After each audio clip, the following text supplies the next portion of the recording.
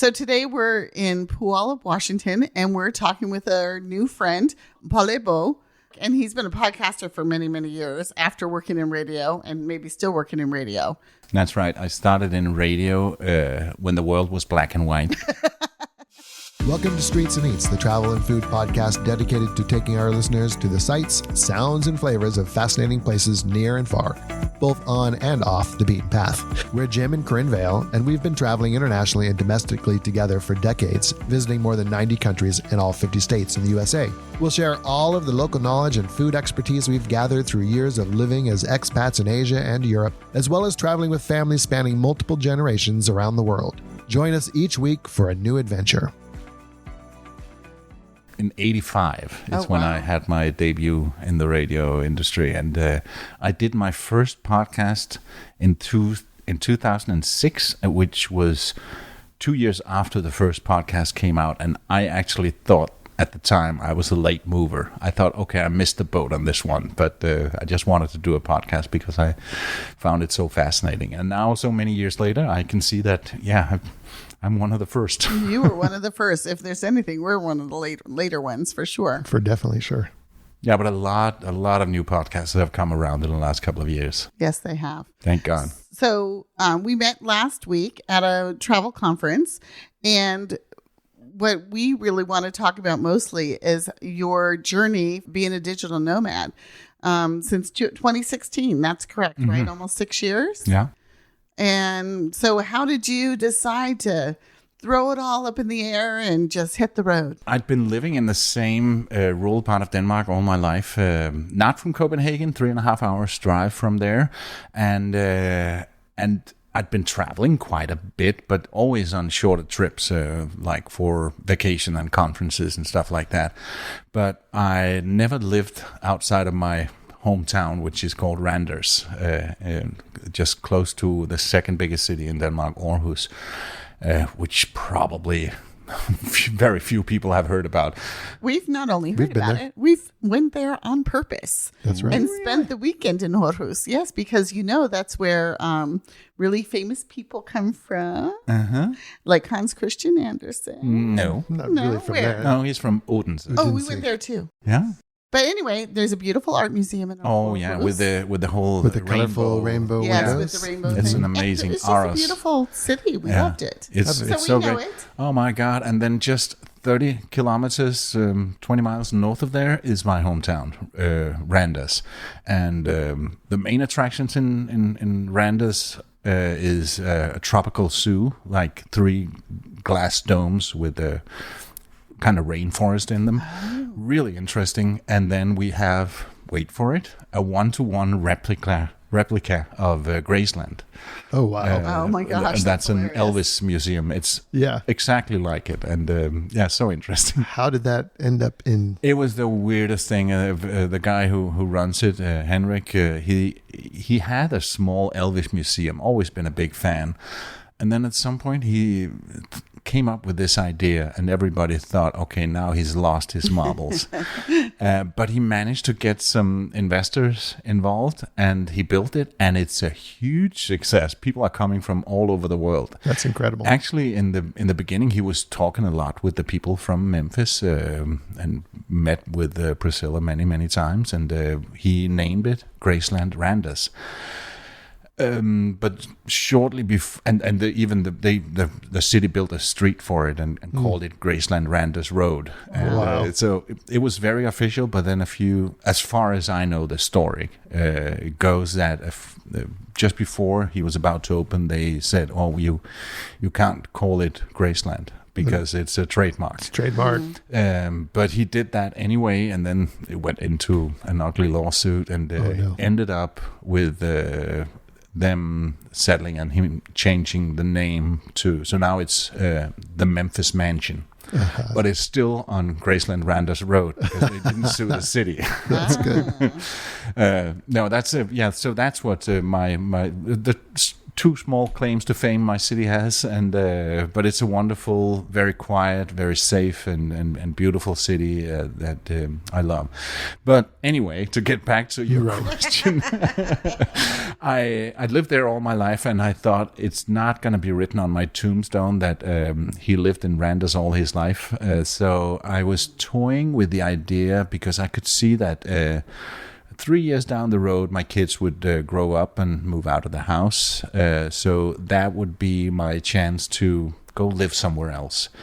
And I casually mentioned it to a friend of mine who's been to Cape Town for 2 years, and he wrote a book when he was there, and he's just said, you have to go to Cape Town. It's the best place in the world, and you should have the same adventure that I have. So from then, I thought, yeah, maybe it's Cape Town. I'd never really known much about it. I knew there was a beautiful mountain. And, so I thought, let me try it out. So I went there in 2013, stayed for 2 months just to feel what it was like living there, because I thought I'd moved there for 2 years.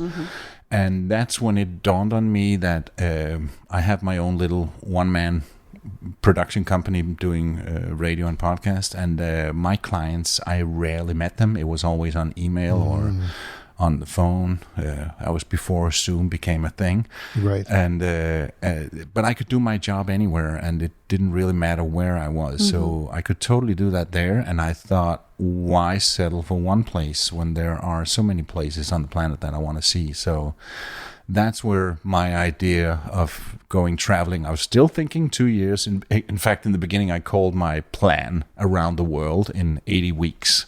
Okay. Because it sounded funny, but that's just a year and a half. Yeah. And not enough. So then I thought it was going to be 2 years. So I planned out a route around the world, very detailed, which obviously didn't stick. And it was always my plan when my youngest graduated in the summer of 2016, I would travel. And so I started selling off all my stuff and my house and my car and my furniture.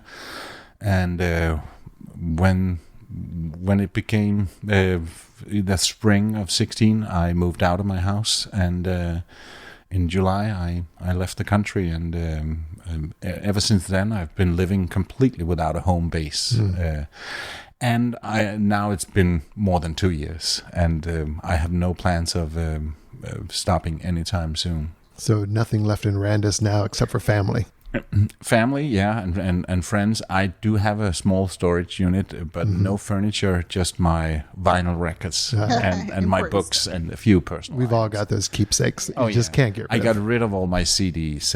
I used to be a DJ, and I've been working in radio, so obviously I have a lot of those, but my vinyls, that's not more nostalgic than CDs for me. What do your daughters think of you traipsing around the world? I did hear and listen to your Japan podcast because we lived in Japan for 5 years. So we know Japan, I would say, rather well. Pretty well. Yeah. So we did listen when they were on it as well. But Yeah. what do they think of Yeah, this well, whole thing? my youngest had been traveling with me for 4 months when my oldest came to Japan, and we ended up that leg of the journey in Japan during cherry blossom season. It was wonderful. We had 2 weeks there, and my youngest had been traveling with me. We started in Thailand, then went to Laos, Vietnam, Cambodia, Hong Kong, a couple of places in China, and then we went to North Korea, back to China, and then South Korea, and then we came to Japan, and my oldest daughter flew in and joined us there. And then I left them there. I left before them. Oh, really? I left my kids in Japan, and I flew to Toronto because I was going to speak at a conference there. And their flight was the next day from 2 different airports in very far away from each other. So they both had to sort out, checking out, getting on the right train, getting on the right bus, and going on the plane and stopovers. And I thought, okay, my God, they were kind of grown-ups, but in their early 20s. So, but they managed to do that. And when they came home and everything worked out, I thought, okay, my work is done. That's when, okay, I made travelers out of them. So, Well, we raised 2 girls as well. And they grew up overseas. They grew up doing that kind of stuff. We would do things like when they were teenagers, we dropped them off at some random amusement park, and we go off and for the day and go back and pick them up at 9:00 at night. We taught them how to ride the train. When we went to Tokyo when they were teenagers, we were just on a visit. We weren't living there. It's before we lived there. So they hadn't really been to Tokyo before. They wanted to go to Disney World or Disneyland, Tokyo Disneyland. And we said, well, here's the train. You get yourself there. Yeah. So, and they were 16 and 14, I think. Yeah. And actually, ever since they were very little, because I could see my parents.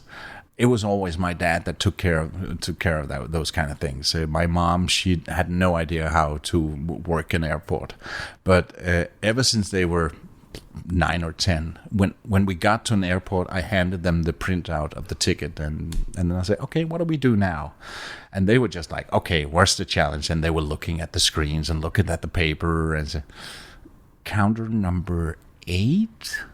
Like questioning me, and I said, "Well, let's go and find out." Yeah. So I wanted to really teach them how to do that, and they've been flying in and out of London and other places for a long time when they were teenagers. So I felt quite confident, but I was far away at that time. I would be on an airplane halfway around the world if they were getting any troubles, I wouldn't be able to assist them. So I really made sure that they knew what to do.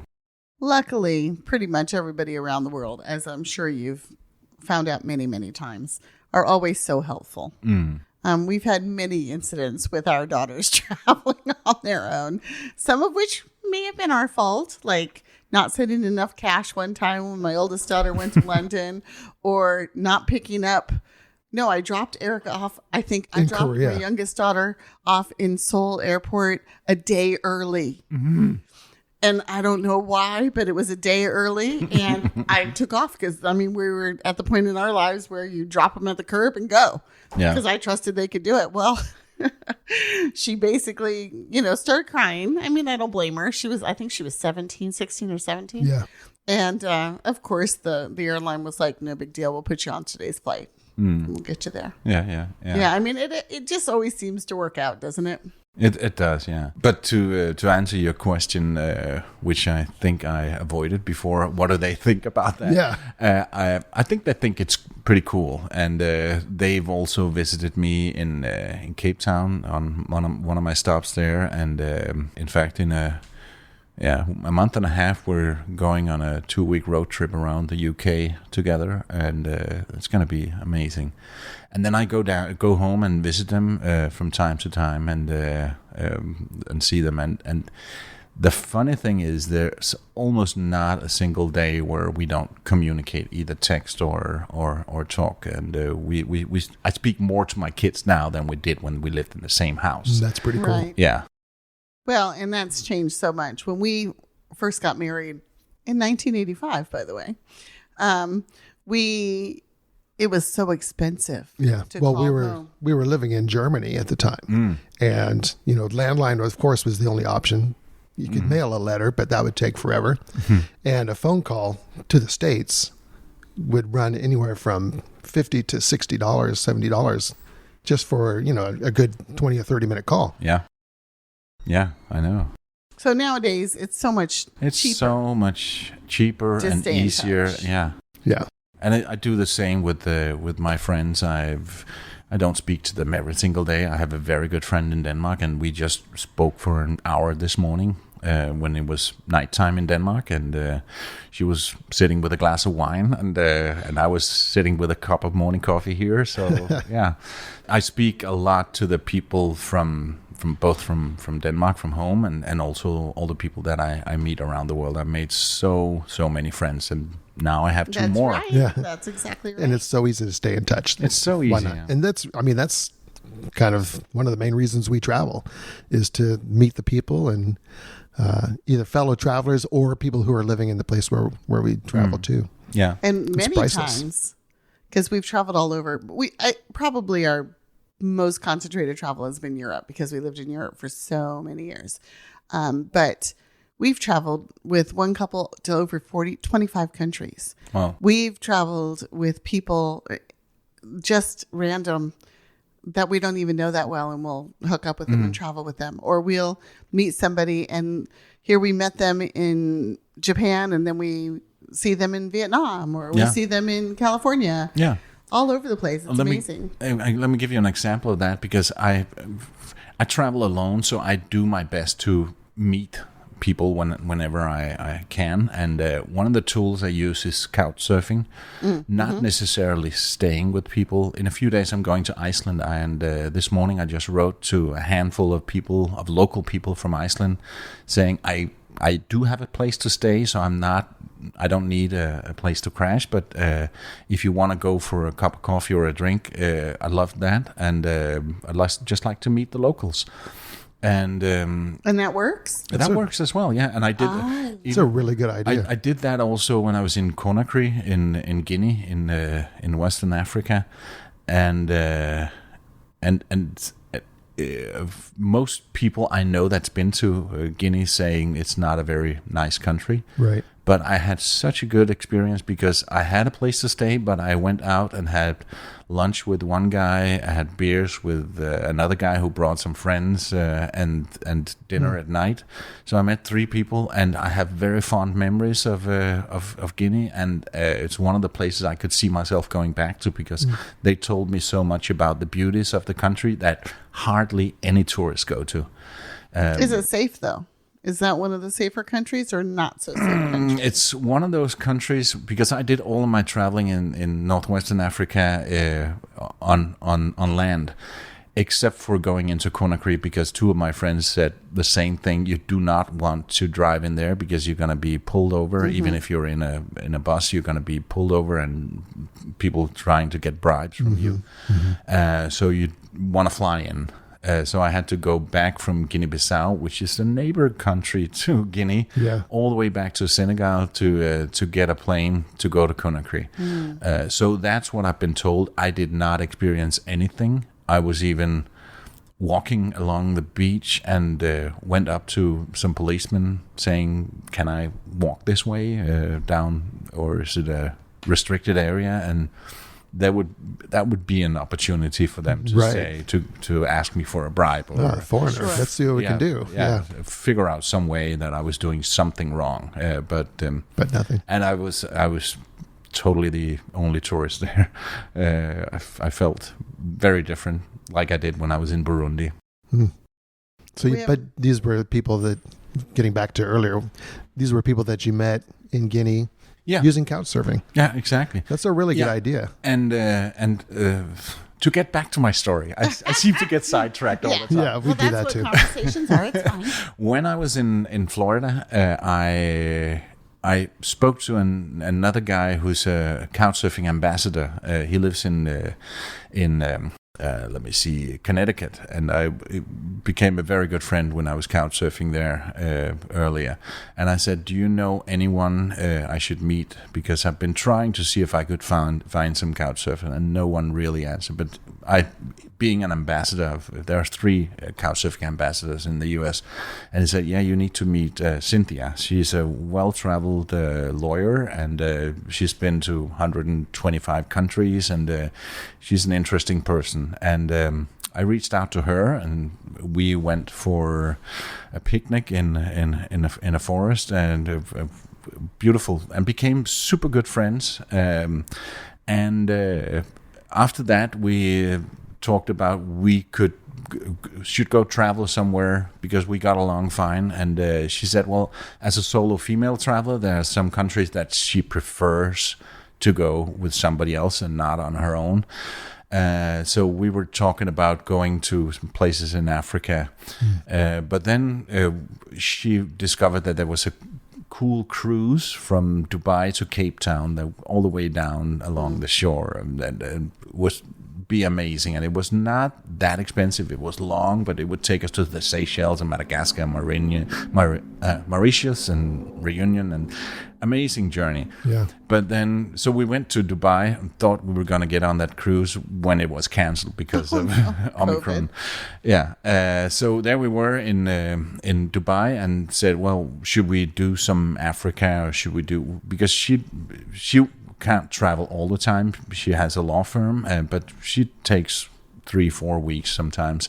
So we said, Africa, yeah, maybe, but then, yeah, let's go to Saudi Arabia. So we went to Saudi Arabia and rented a car and drove 4,000 kilometers around the country on a 10-day trip, and it was amazing. It was amazing, and now we're planning with a bigger group of even more well-traveled people to do some more difficult countries in Africa, Ghana, Togo, Benin, and Nigeria maybe. Overland, yeah, and that's right now we have a group of I think 7 or 8 people that are where I've only been to 105 countries, so I'm we've the only rookie. been to 90 together. Yeah. Together.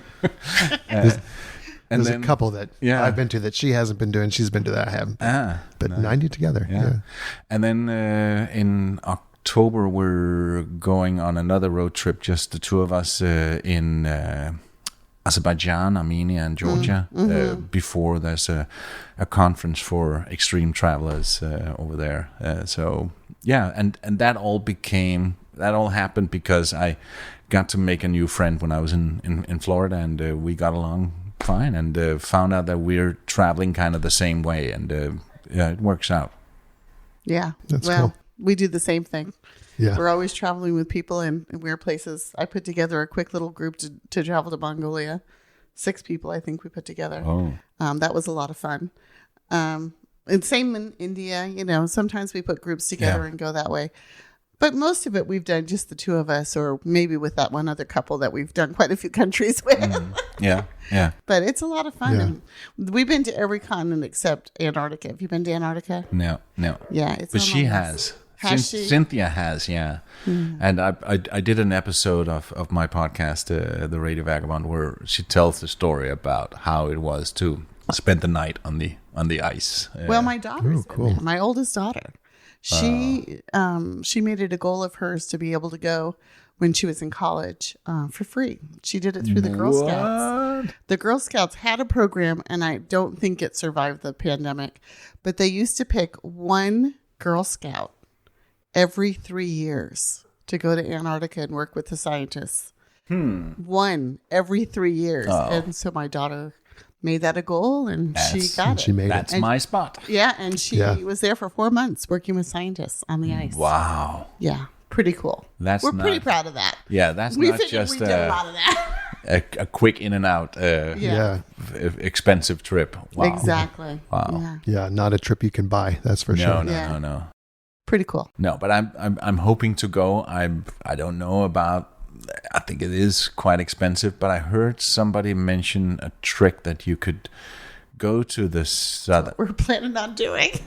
Was it you that told me? No, because I don't think we've talked about this before, but basically, it's probably not a secret anymore. I think for travelers, it's not a secret that you go to Punta Arenas or you go to Ushuaia and you wait for people to be flexible with your time and just stay until, we got an opening, and then maybe you can get a half price or something like that. Oh, I'll do it in a heartbeat. Yeah, so as a digital nomad, you have the time. You can go and just explore that area. And in fact, Jim and I are thinking of doing that, not for 2022 season, but for 2023 season. So it's way up there on the list. We got to hit 7 continents. Yeah. And I want to see the southern part of Argentina anyway. Definitely. So I've only been to Buenos Aires. So yeah. The only thing we've done in South America is Chile, Peru, and a little bit of Ecuador on the way to the Galapagos, and we went to Easter Island as well. Galapagos, Easter Island. Easter Island was a spontaneous trip. Yeah, it was completely. We were in Chile. We were walking through the streets of Santiago, and this is back in the days of. Actually, it wasn't that long ago. It was only 2007, I believe. So it wasn't really like it was tons and tons of years ago, but things have changed, and advertised on this travel agent window was the chance to go to Easter Island for a pittance. I can't remember. Cheap. We had our daughters with us, so there was 4 of us. I think we went for $700 round trip. What? I mean, it was like we could. It was more expensive to say no than just go and enjoy ourselves. Oh my God! And it was such a cool trip because it's not a big tourism destination. I mean, I think It's too most expensive to travelers go there, yeah. do really want to go there. Yeah. But it's just, at least it wasn't a big tourism destination. So we got in, we rented a small car from a local, just basically borrowed their car for a small amount of money, and just drove around the island and It was amazing. explored all the moai and really had a great time. Yeah, we really had a wonderful It was a good time. opportunity. How was Galapagos?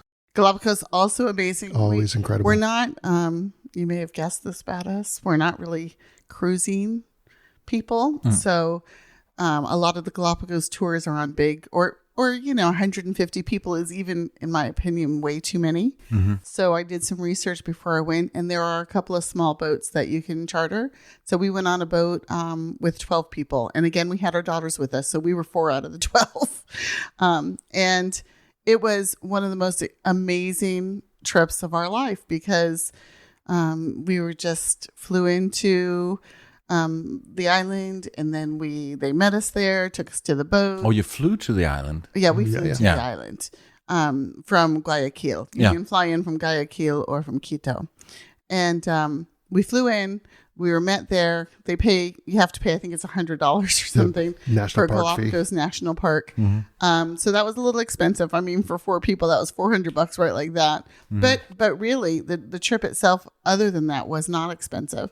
And every day, you pick where you want to go. And every day, you just go on the boat here and go to this island and see this bird. Yeah. And our captain, because it was a very small crew of 3, was so good. If he saw one of those bigger boats going to the same place he had planned, he was like, no, Change the plans. we're changing. We don't want to go there. So he kept us far and away from any other group, which was amazing. And it was I want the beautiful. name of that captain. Well, I can give you the boat we were on was called the Golondrina. And it's still in Last service. time we checked, it was still. Yeah. I just checked it because I was updating my blog on it. And it was still in service just a few months ago. So I think it's okay. It may not be the exact same captain, but I'm sure it's the same. I want the same philosophy. captain. Yeah, that I don't know. Maybe it's his son by now. But it was really, Wasn't that it was long ago. really fun. And, they fed us there with fresh fish out of this. It was just It's incredible. Everything about it was incredible. And I mean, the small boat to me is how to do it. Yeah. Everything smaller is always better, right? and also when sometimes you're buying something that, okay, this is kind of expensive. I just came from Africa and I did 2 fairly expensive things. I went to the Masai Mara and there was an opportunity to go hot air balloon flying in the morning, and that was $450. Wow, that is expensive. Yeah, and I thought, okay, and the only reason I remember is because I just edited my podcast of Right. that where I was doing that, and it's the way I justified it was, in 10 years' time I will remember the trip, but I will not be able to remember how much it cost. And if I That's hadn't great. just edited that, I wouldn't be able to tell you that it was 450. And then a week later, I was in Uganda going to see the gorillas, and Yeah. that was also super expensive. I had to do it. Yeah, we too. We've done the gorilla trucking Yeah. for the with the exact same idea that this is more money than we would normally spend, probably, but it's a once in a lifetime opportunity. And we saw the Bawindi gorillas family, and it was just, I mean, it was magical. It was nothing less than magical. So who cares how much it costs, really? And I wouldn't be able to tell you how much I paid for the gorilla I trip. don't remember either. I can't either. No but idea. I think it was about, Oh, I don't even remember. But like I you think said, it was $750 a person, I believe. Yeah, sounds about right. Yeah, It was. because we did chimps. We also did the chimpanzees, and that was $350. And we're like, what a bargain! They're smaller. yeah, that's right. But neither one of those experiences we'll ever forget. Never. Like you said, Yeah. the cost, it's done, it's gone. Obviously, you need money to buy food the next day, but if you have that, I'd much rather stay in cheap hostels for a month in order to make up for that. Yeah, For us sure. too. Accommodations. The only thing I care about in accommodations is that it's clean Exactly. and it's got good Wi-Fi And no bed bugs. No bed bugs. and no bed bugs. We've never safe. come across bed bugs yet. I have Luckily. in the worst hostel experience ever in London. Oh, well, London. And cheap accommodations in London is kind of hard, actually. It is hard, and I thought, okay, a hostel, I just need a place to sleep. And I came into this, and it was bunk beds crammed into a tiny room, and there were 3 layers in each bunk, so I couldn't sit in the bed. It was more like a little shelf I had to slide into. And then, because I came from another time zone, I woke up super early in the morning, and I thought, why not just go down and sit in the kitchen with my computer and answer some emails and stuff. And I came down there, and because they have kind of a rule that they want it to be quiet at night and they don't want anyone to party, there was after 1 o'clock at night or something until 7 o'clock, you couldn't be in the kitchen.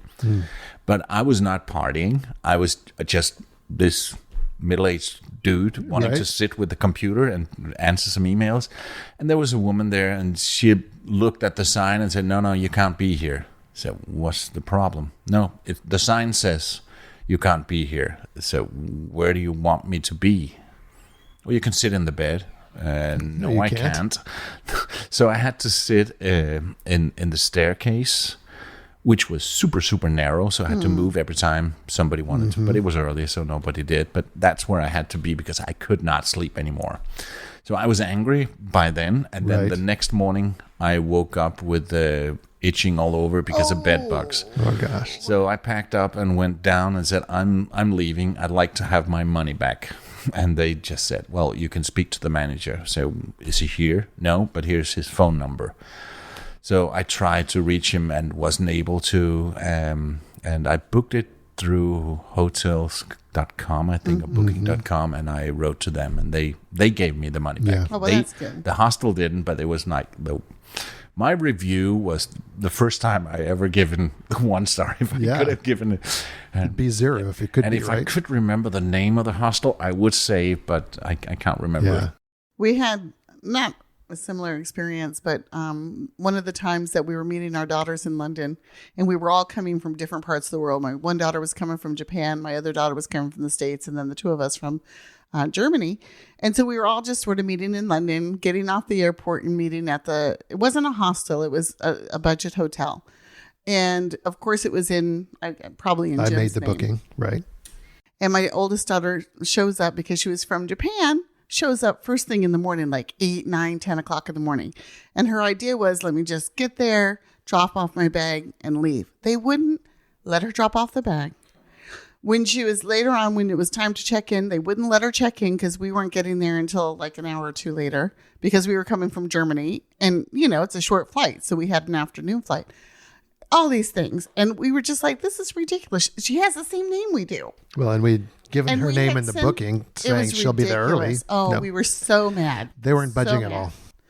Yeah. Those London hotels. Yeah. But we've also had some great London hotels too. But they're not cheap. But they're not cheap. I think to find budget, hopefully somebody out there can then tell me where can you get a budget hotel or some type of accommodation in London that's worthwhile. It's good. We've That's done good and friendly. Airbnbs and they're kind of not very good for the price, Just, we haven't had good luck with budget accommodation in London. Other places, We more have, so. yeah. Well, it's not cheap here in this area as well. No, it's No, not. it is not. It's an Which is expensive why area. we're putting our house on Airbnb. Yeah, that's right. While we travel. to help fund our world travels. So speaking of accommodations, Yeah. you've been on the road for 6 years. 6 years. Is it a combination of Airbnbs, hostels? Yeah. What's your go-to? And I do mostly Airbnb. I think around half of my accommodations have been Airbnb. And I remember when I started traveling in 2016, I was 51 at the time. I thought I'm not going to do hostels because that's just for the young kids. yeah, And if I do, I want my own room. But now I really, really don't care. Obviously, I prefer to have my own place and be able to close the door. And even better, if I'm staying longer, I try to get the entire unit on an Airbnb so I can cook myself as well. But here in this Airbnb that we're in right now, I have a room in the basement, nice bed and TV and a desk where I can open my computer, but I'm free to use the kitchen. So sometimes I sit up here, and now we're in the living room of this place, and so this is perfect for me. It's very, very rare that I do hotels, especially normal chain hotels, because they're the same all over the world. Yeah. So sometimes if I'm doing a road trip, I just check into a motel and stay. And if I'm at a conference like at TBEX, I do stay at a hotel. And then I do couch surfing sometimes, but mostly if I'm doing a road trip, also because it's a great way to meet people and not just a thing about getting a free stay, because that's not what couch surfing should be all about. What else? I mentioned that I do cruises from time to time, but that actually started with Nomad Cruise, which is a thing for nomads, kind of like a conference on a ship. And I did 3 of those, one from Malaga in Spain to Athens in Greece. And then I liked it so much and the whole community that later the same year, I went from Barcelona in Spain to Brazil, so across the Atlantic. We were 500 nomads from 42 different countries or something like that. It was amazing. And then I did one from Athens through the Suez Canal all the way down to Dubai, cool. Which was super cool as well. They need to do one through the Panama Canal. That's my dream. Yeah. We were scheduled for the Panama Canal cruise this spring, in fact. But it got canceled because of Omicron. That pesky pandemic. Yeah. And obviously, Nomad Cruise has not been going on.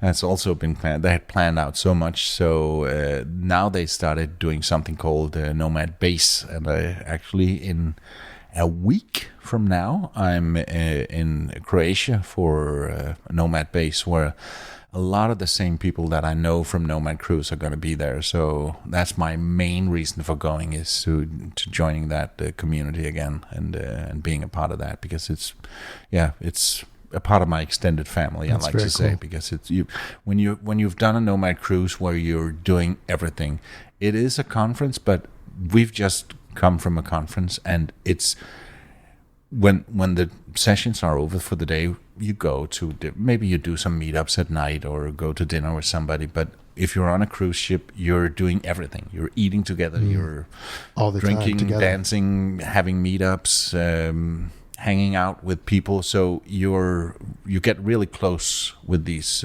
people. So I have some of my absolute best friends in this world is somebody I met on the Nomad Cruise. Well, I would do that kind of a cruise for sure. Yeah. Well, we're not really qualified yet. We're not qualified. We're not really nomads yet. We're pretty darn close. I think but we're soon to be nomads. You could qualify. A lot of the people that are on the Nomad Cruise, they have a home base, and they're just able to travel from time to time. You definitely would qualify. I've always kind of considered ourselves kind of nomadic. Yeah. Although we've always lived in an apartment or a home somewhere, but it's only been for a certain amount of time. Yeah. And it's never been. And it's overseas. It's never been where we're from. Yeah.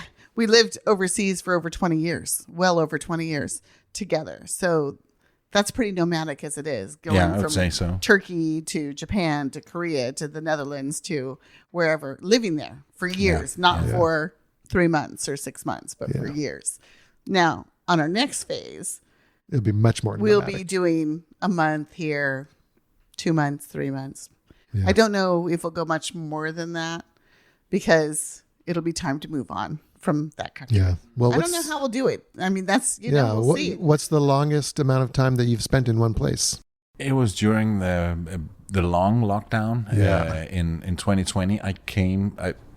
I don't know if you can sense that I love Cape Town. It's my favorite place outside of my home country. I kind of caught that, Really? I really love it. And I've been there a couple of times. And then when I could see that the world was slowly closing down, I thought, okay, let me ride out this Corona pandemic thing, those 2 months that it's going to last. Yeah, right? That's what we all thought. Yeah. So I I was actually in Bali when it broke out. I did a trip to Thailand, came back to Bali, and then I went to Qatar on my way to Europe because I wanted to go to ITB travel fair in Berlin, and then from there to T-Bex in Sicily. And I did go to Berlin after ITB was cancelled, and then when I was in Berlin and I was booked on a flight to go to Sicily, T-Bex got cancelled, and so I thought, okay, I'm not going there. Let me see if I can get to Cape Town. So from Berlin, I went to Cairo, spent a few days there, and then I got to Cape Town on March the 12th. The world shut down around the 20th, didn't it? No, it shut down on the 13th. Oh, the 13th. Yeah, the States was a little bit further behind. Well, we were in Japan when it happened. Yeah. And I thought, let me go there, and they've got nice wine, and everything is beautiful. It is gorgeous. And then they took away the wine. They took away the wine. No alcohol. No alcohol. And I didn't even know. I didn't stock up. On a Saturday morning when they took out the wine in the morning, I came to the supermarket and thought, let me get a bottle of wine for the weekend, and there was nothing on the shelf. That's so extreme. Where's the wine? Where's the wine? What does wine have to do with the pandemic? No, and actually for the first month, they were the only country in the world that had a positive. They had more people not dying than they had people because of no traffic accidents and no domestic violence and or alcohol-related crimes. It really helped their mortality they rate. More lives than they lost to the pandemic. That's a pretty interesting story. That was bizarre. And then I ended up staying in Cape Town for 9.5 months until they opened the border again in November of 2020. And since then, I've been roaming around the world when people have been saying, "Oh, I can't wait till we can travel again." But you've been out traveling. I've been to 30 countries or so during the pandemic. So yeah. Any problems that you run into? Get stuck anywhere or anything like that? No, and no quarantine. A lot of COVID tests, right, and a lot of forms to fill out. Yeah. But no quarantine. I've been tested more than 100 times, and I've never tested positive. Always negative. Even when a lot of people, they stayed at home just not to get tested positive and did get tested positive. And in fact, I haven't even had a cold. I haven't been sick at all since 2019. Well, aside from COVID, this has been a pretty healthy couple of years for a lot of people. Yeah. We both came down with it in Indonesia, probably January, like the beginning of January of 2020, coming through Indonesia. Before they knew what it was. Yeah. Before it was actually named anywhere around the world, we had COVID. But, when it started coming out, we're like, "Oh, how do you know it was COVID?" Well, I mean, we weren't tested. Once they started bringing, we weren't tested because it wasn't a thing. But it was the start of it. It had already been in China. As they would discover new symptoms, we'd be like, symptom. We're like, "Oh yeah, we had that." Wait a minute, they haven't lost their taste yet. Oh, wait a minute, that's a symptom this too. Hasn't happened to them yet. Oh, wait a minute, and so we had it all. Yeah. And we knew as they were discovering things, what was coming next. Yeah. So we know it was COVID. Yeah. Months of breathing problems and the brain fog, all of that. Loss of taste. Absolutely. Yeah, and we were flying through Kuala Lumpur airport at the time when they were doing renovations, and so getting through customs was just a nightmare. It took 3 hours, and at that whole time it was jam packed. At least 1,000 people from China. A lot of obviously sick people. Mm-hmm. Yeah. And that was before people were really wearing masks. Oh yes. Oh, it was well before, because they didn't. Like I said, it wasn't even really out yet.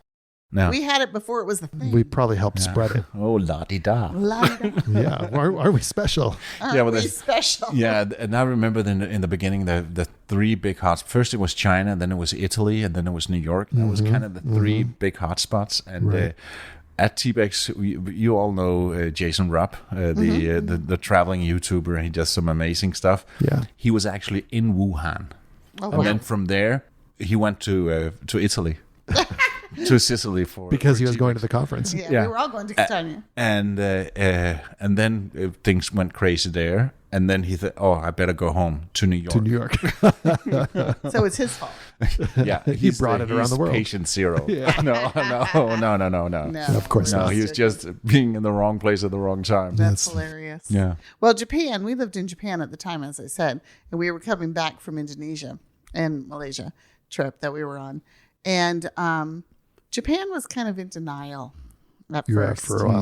And Well, with so- the Olympics coming, they really didn't want to Yeah. jeopardize that. So, yeah, it was a long time before they really said, oh, maybe this is a problem. In fact, they did start wearing masks, but they weren't necessarily mandatory. And they didn't stop public transportation. They didn't stop any of that stuff. Masks weren't mandatory on them or anything. But many of them do anyway. Yes, They exactly right. do. Even way before. It's part of the culture. Yeah. If you're And it sick, you should wear a be. I was mask. hoping that would be a side benefit of what happened with COVID, that part of the Japanese culture would be shared, because what they do is if they get a cold, a flu, whatever, Yeah. and they feel like they have to go out, they wear a mask so they're not Out of spreading respect. it to other people. Exactly. I have not seen that actually Happening. come to fruition, unfortunately. But Not in the States anyway. anyway. But yeah, so we were in Japan until June, and then we moved back to the States. We Been here took care of since. that grandson. Oh. So I'm always about stories, and you've told us some good ones. What are some of maybe the highlights or the funniest things that have happened to you over the last 6 years as a result of being a digital nomad? Or if you can't think of one of those, was there a time when you thought, what the hell am I doing? This isn't really working. Maybe I should try something else. Yeah, well, people have told me that at some point I'm going to get travel fatigue and it'll all be the same. Just another day at the office and it'll Right. be the new normal. And I was always saying, no. For me, even though I am working, I still work. I at the same time feel it's like a one long vacation. And then it did happen to me when I was in El Salvador. The way I travel, sometimes I travel fast and sometimes I take it slow. And so that's why when the pandemic hit, I counted it and divided it up to the number of days I've been traveling. And it was an average of 4.5 days in the same place. Obviously, that's changed, and I travel slower now sometimes. But occasionally, I do travel fast, and then I can feel that I need to slow down because I need to stay hungry. And that happened to me, I think, sometimes I can just feel, okay, now it's time to just take a few weeks here. But I was... I just done quite a big trip in Panama, from Panama City all the way to Bocas del Toro, and then I got into Costa Rica, rented a car, drove around for 2 weeks from place to place and saw the whole country. And then I got to El Salvador, also stayed in a few places, and then came to El Tunco in El Salvador, which is stunning and beautiful, and it's a beach town. And at the time I was there, they're having the World Championship of surfing. Oh, wow. So it was such a cool place to be. And everything I travel for, it had everything. Mm-hmm. And I just wasn't feeling it. I was walking around telling myself, why am I not? I wasn't miserable in any way. Right. I didn't feel anything. So I said to myself, enjoy yourself, damn it. Damn it. and I thought, okay, I need to get the hunger back. So I looked for a place in the mountains where not much. There was a volcano, and I did do a volcano trip, but I went there, checked myself into a hostel, and stayed there for 2 weeks and did nothing. And of course, I walked around the town, but I just needed to not do any big trips and go out exploring and getting my senses overload. I needed to get my hunger back. So I stayed there for 2 weeks and got to Guatemala, stayed at another place, made some great friends there at a guest house, and stayed there for 3 weeks. And then I was ready to go traveling again and did a Caribbean cruise. Little travel rehab. Yeah, exactly. That's cool. So I really try to listen to myself because I want to do this in the long term. I spoke to, I heard Nora Dunn, who's a traveling hobo, and she's been traveling for 12 years. And she says it's normal to get burnout after 10 years. Some people, it happens way sooner, and some people, it happens later.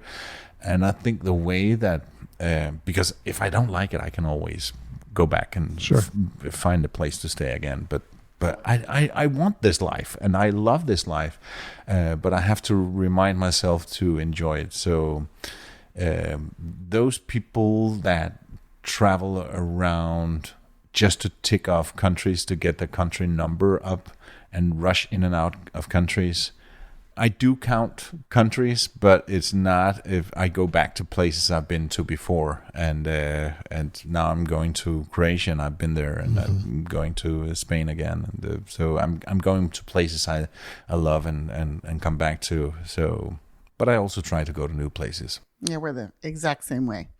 We do count countries because it's a measure, but at the same time, it's not our driving force. No. Our driving force is enjoying travel, meeting the people, whether they be travelers or locals, experiencing the food and the culture and whatever else, the beauty. That's and you can have amazing experiences like that in the next town down the road, or it could be in a country that you've never been to. So it works either way. Have you ever been in any kind of danger? Perceived danger, perhaps. Yeah. I don't know that we've actually, I'm going to say, I don't know that if we have or not. We've had a few interesting experiences. We were in the Philippines was the one I'm thinking of. Oh, I was thinking of Tunisia, but go ahead. there have been a few. There have been a couple of, and like you said, perceived, maybe there wasn't really danger, but in the Philippines, we did a side trip to Palawan Island and flew into this small airport and had arranged for a ride to take us to our accommodations. And so this van pulled up. And it's already almost nighttime. It's almost dark. It's getting dark. And we had really no idea how long to expect the ride to be. But we climbed in. It seemed legitimate. No problem. And we started off down the road, and the road got smaller and smaller. And the more we were on this thing, it seemed less and less and less legitimate. And it kept getting darker and darker. And once it was pitch black, occasionally the driver and there was a guy sitting next to him, both kind of rough looking gentlemen. He would every now and then flip the dome light on and look back at us.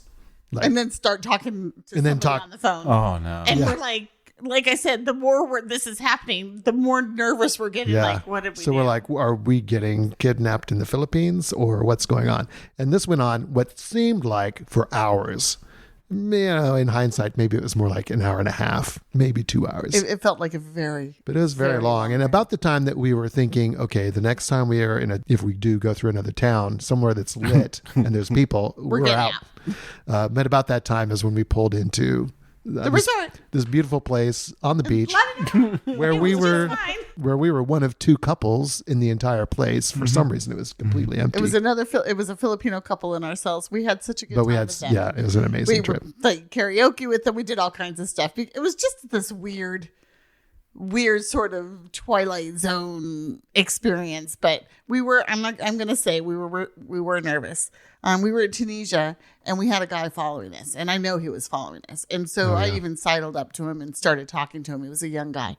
And I thought he was going to mug us. I mean, I thought that was his whole thing, was he was going to, we had cameras, we follow had us backpacks, down an alleyway and things like that. But he didn't mug us. He even talked with me, but he wouldn't leave us. So we knew there was something going on there. And then I thought, okay, well, he wants to know where our hotel room is, and they're going to steal from us there, which may or may not have been the case. I don't know. But it was getting to be, a couple of hours that this was going on. And he was just walking with us the whole way. So finally, there was this man who was on the corner, and I just stopped and I said, do you speak English? And he goes, or maybe I asked him in French. I think I was speaking French. I said, I need a little bit of help. And he said, what's happening? I said, this man is following us. He keeps everywhere we go. He's following us, and he let that man have it. I don't know what he said to him because he said it in Arabic, and he basically chased him away. And we went on our way back to the hotel, but we weren't going to lead him to our hotel because we were. At first, I thought we were just going to get mugged by him, and then I thought, well, maybe he's trying to figure out where our hotel is. I don't know. And you did talk to him, but he didn't ever really talk back. So it wasn't like, some people want to practice English or sell you something. It was sketchy. It was definitely sketchy. But and then in Poland, we got our car broken into, but nothing was stolen, including the car with the car keys right there in the car. I mean, we've had a few incidences. I mean, we've been traveling together for going on 40 years. So a few things, but nothing really. But no, not real danger, I don't think. How about you? Never. And sometimes I hear some of the travelers, they have some great stories. I spoke to Adventurous Kate, and she told me the story of she was in a shipwreck and the boat sank. Whoa. And it was like crazy. And I, in the beginning, I said to her, sometimes I'm so jealous that I don't have any stories. And then she told me the story and said, okay, I'm not jealous. Those stories. No. I've been scammed a number of times, but never anything serious. And whenever I'm getting scammed or something not according to plan happens, I think first, oh, this is so annoying. And then I think, I got a good story. Yeah, right. Yeah, so I try to remind myself, and that's when I bring out my microphone and start recording. So, or get it down. Open my phone and start recording there, and so that it's not too obvious. So, yeah, we've never really had enough problems to stop us from traveling. That's for sure. Yeah. Right. And those are years and years apart. I mean, like I said, we've been traveling together for 40 years almost. So. You're bound to have little hiccups along the road. It happens when you're living the normal life. That's I right. had people break into my house. I was in a car crash 500 meters from my home at some point. That was very serious. And you can get run over by a bus crossing the street in your hometown. That's so right. whenever people say, "Oh, isn't it dangerous to travel?" No. So it's dangerous not to travel. No, 99.999% of people in the world, they want to do good and they want to be nice people. And that's what we've always found. And I think we live by that. And that's maybe where we're a little travel weary. I was talking to my mother-in-law. My mother-in-law was at the conference. And she and my father-in-law have traveled quite a bit, and I think they just think Jim and I are crazy. Some of the things that we do, and maybe we are a little crazy, maybe adventurous. So, but we just don't worry about it anymore. Nothing phases me. It doesn't matter what happens. I know it's going to work out. And most people, they have some perceptions about certain countries. Like if I say Colombia, they would say, "Oh, danger." No, it's not. It was maybe in the 90s. Right. I was just in Medellin, spent 2 months there, and it's such a transformed city, and it's perfectly safe. Obviously, you want to use your common sense and not walk down a dark alley in certain areas of the city, but that goes for everywhere in the world. Everywhere in the world. Every big city, Yeah. And also, if I was just in Rwanda, and Rwanda, it has a bad ring to it. Isn't it dangerous? And actually, according to all statistics, Rwanda is the safest country in Africa. It's the safest country in Africa. And what blew me away is so clean. It's like Japan clean. There's not a piece of chewing gum in the street. It is so clean. That's amazing. And very nice, and the people are friendly. And but because there was a genocide in 94, people still have a perception, it's probably not a safe country, but it is. And that goes for a lot of places. And I have to say, when we were traveling with our kids, we paid a little bit more attention to that. Sure.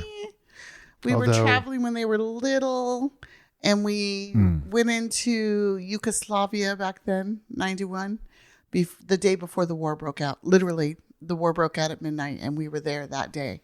And we had planned on going down to Dubrovnik and doing camping for a week. But the news was pretty clear. War was happening soon. So we did change our plans, and we only went in for the day, and we planned to leave before nightfall.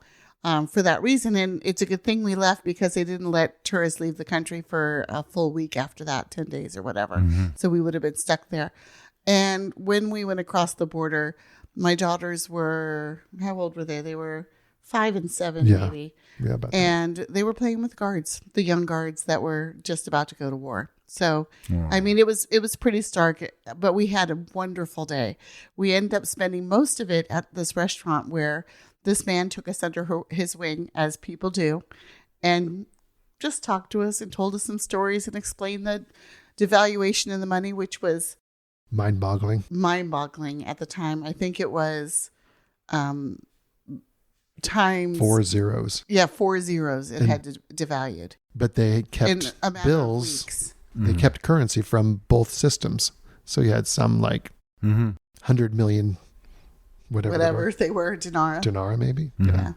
And then you had 10 million or 10,000s. And then we talked to one guy and we're like, well, we like Yugoslavia. And he was real friendly to us. And we said the word Yugoslavia. And he's like, no. And we're like, with like killing in his eyes. You could just see the Yugoslavia. No, Slovenia. Slovenia. We're like, yes. We love Slovenia. Absolutely. The only country with love in its name. Exactly. That's right. So we've been on the cusp a few times. We were in Tunisia right before Arab Spring. I mean, we're always we've been on the cusp of many things. We were on the Syrian border. You're the Jason Rupp of war zones. Yeah. So we've been around and done quite a bit, but never really never felt. Now I remember that first trip before I became a nomad, where I went to Cape Town. I said to a lot of my friends that I was going to Cape Town for 2 months, and so many of them say, "Oh, that's right. Isn't it dangerous? It also has a reputation." And then I thought, I need some support from a friend of mine who's been to South Africa many times. So I went to him and said, I'm going to Cape Town for 2 months. And then he said, oh, Palle, it's so dangerous. I said, come on, not you two. No, what I mean is it's so dangerous because when you get there, you don't want to leave. We really loved it there too. We did. Yeah. We didn't stay as long as you did though. But maybe next time. Had the same thing. Everybody would say, oh, Cape Town, the crime there is really bad. The worst theft we saw was the seagulls down at one of the wharf restaurants. Yeah. Stealing the French fries from people's tables. Yeah, they do that. Yeah, and the waterfront. Yeah, absolutely. And obviously, you don't want to go to Kailichi, the biggest township, in the middle of the night. But you can go to other townships like Langa, especially during the day, and it's more like an artistic area now. And but you want to use your common sense, of course. But you asked me for a weird story. And if we have time for that, sure. Let's make that our conclusion. Yeah, let's go for it because we always love stories. I did a road trip from Cape Town to Johannesburg. I rented a car. There was a little stretch from Port Elizabeth to Durban where I got on a plane and jumped over that because I only had 20 days for this road trip. But I also wanted to go to Lesotho. So I looked at the Google Maps and there's this mountain road up there called Sani Pass. You know about it? No, not that particular one, but we know how Google Maps gets lost. Yeah, but the road was there, but it didn't tell me much about what kind of road it was. And it apparently, I later found out that it's illegal to drive unless you have a 4x4. Oh. And there I was in a Toyota Corolla, making my way up that road, and it became more and more and more crazy. It was not even a gravel road; it was just big rocks that you were just slowly driving from one big rock to the next, and I was so focused on driving and not hurting this poor Toyota Corolla. So I made it to the border, and there was a little office and a what's it called? A boom? Yes, a gate. A gate that wasn't closed. So I kept going. I didn't even know that was the border. I kept going, and then I came to a river that came across the road, and I stepped out of the car just to see how bad is this? Can I make it across here? It was in the mountains, and the guys from the office at the border, they I bet they were looking. I wish I was a fly on the wall. Have them looking out of the window and seeing something they'd never seen before. a crazy European driving a Toyota Corolla. It's like Alone. The two things doesn't match because they've never seen a Toyota Corolla up there before. Only 4x4s. So he didn't even get in his car and drove up to me. He just walked slowly up because he knew it was like 200 meters up. He knew that I was not going to get any further, and I have this on tape because whenever I'm in a good story, so I started recording and him coming up to me. So I have that in my podcast episode that's called "The Day I Nearly Made It to Lesotho," and he came up and said in this wonderful South African accent, "You're not getting any further in that vehicle. The road is going to get worse from here." And so he got in the car, and I had to back down to the office again. And I was chatting with these guys. They were having lunch and having a laugh of what the hell am I doing? And it was my plan only to spend one night there. It's such a tiny, tiny country in the middle of South Africa, and then go back the same way. So he said, "Well, you can wait and see if there's gonna be a 4x4 coming that has an extra seat for you, but the place I booked was a little bit out of the way, so I couldn't really make it in there, and it would be too." So I turned around and made my way down Sani Pass instead. So of all the countries down there that I've been to, I have not been to Lesotho. I came so close. I was sort of in no man's land. Right. You crossed the South African border, but not the other one. Lesotho. So can you drive to Lesotho on a different road? From the north, I think you can. Okay. Or get a 4x4. Because we have also get a not been to 4x4. Lesotho. And we haven't done that part of South Africa actually at all. We've done more of the southern part. So we've got to get there. Yeah. Yeah. And then I went back, and then I went to Iswanti back in the day when it was called Swaziland, and not anymore. Stayed in a game reserve inside the country, which was stunning and beautiful and so great. And then made it all the way up and did a couple of days of self-driving in Kruger National Park before going to Pretoria and Johannesburg. So that was a great road trip. But Lesotho, let's do that sometime. Let me know. And Definitely. we love driving. Jim has driven. I love that. We do road trips everywhere. Yeah. We've done road trips in. And we've had Google Maps send us down roads that we probably should never have been on. Yeah. In fact, one was in Chobe National Park in Botswana. Oh, yeah. We got in trouble for it, too. And we got in trouble for we got that. our hand slapped. Yeah. Driving into Zambia, or no, Namibia, Namibia, on the other side of the park. There's a road that goes through the park. There's a highway that goes around the park. And we thought, we've got time. We'll drive through the park. Well, we're driving in sand about 4 inches deep. Well, we got halfway through and realized we weren't going to have enough time. It was going to get dark before we got to the other side of the park. So I look at Google Maps, and there's a little side road that connects off to the highway, only about 3 or 4 kilometers. Well, that's where we ran into the sand, and we had a 4x4. Yeah, we did. But pretty soon the sand track turned into a place where a tree had fallen down, and we managed to get around. We did finally make it that whole little 3 kilometers. It took probably 2 hours. And we come out, and then we go along the highway to the border or to the other end of the park. And because we had checked into the park at the game trail, we should have checked out either at that point or the other game trail. And they slapped our hands. They said, "How did you get here?" That is not a road. That road is not a road. You're not supposed to have gone there. We're sorry. I got stuck in the sand in Saudi Arabia, and I could feel it just before. Come on! No!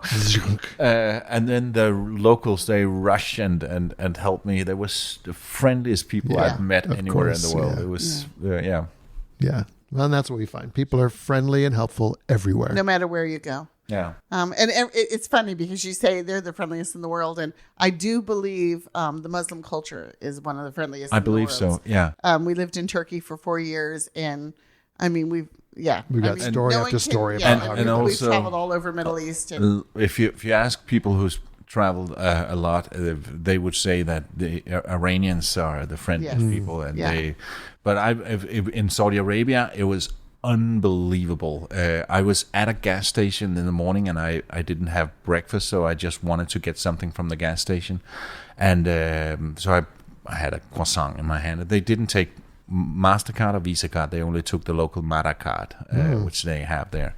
So no, it's okay. I'll just get something at the next one. And then there was a random customer who said, no, I'll pay for you. I'll pay for you. I said, no, I can't let you do that. Yeah, sure. What do you want? So, well, this croissant. And then, no, yeah, but you need more. That's not enough. Have some juice. And then he got a basket for me. He started filling stuff in there, juice and chips and biscuits and all kinds. I went out of that shop with a plastic bag full of stuff, and this random guy paid for me. That's crazy. And the same thing happened later. A few days later, exactly the same thing happened. Somebody just offered to pay for me, and it was not a rich guy. It was a regular construction worker. Is wow. I believe you. I have not been to Saudi Arabia. Jim has. That's one of the countries we have not done together yet. Yeah, put that on your list. Oh, it's on my list. Everything's on my list. Yeah. If I haven't been there, it's on my list. Even places and we have lots been. of places we've been are still on our list. Well, Palle, we could talk to you, obviously, for hours and hours and hours because we have so many shared ideas of experiences. But I think that... That's all we have time for. That's all we have time for today. That's right. Until next time. We'll do it again sometime. Yeah, absolutely. It was all right, such a but we want to pleasure. really thank you and everybody listening. You can check the show notes for Palle's website and podcast, Radio Vagabond, and The Radio Vagabond. The Radio Vagabond. Oh, the Radio Vagabond. Oh, my name is Bond, Radio Bond. Thank you very much. Thank you very much. Thank you. All right. Thanks for listening to this episode of Streets and Eats. If you liked what you heard, please show us some love, hit the like button, and leave us a review. Maybe even subscribe so you don't miss any future podcasts. Also, we'd love it if you joined us on our Facebook private group, Streets and Eats, where we just have an ongoing conversation about all things travel. Ciao for now.